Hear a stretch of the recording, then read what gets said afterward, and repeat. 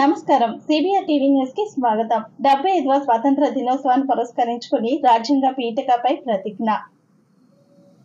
SFI Yemmiganur మండలం పార్లపల్లి గ్రామంలోని ZP high స్కూల్లో ఎస్ఎఫ్ఐ ఆధ్వర్యంలో గణతంత్ర దినోత్సవాన్ని పురస్కరించుకుని రాజ్యాంగ పీఠికను విద్యార్థులతో చదివిస్తూ ప్రతిజ్ఞ చేయించడం జరిగింది.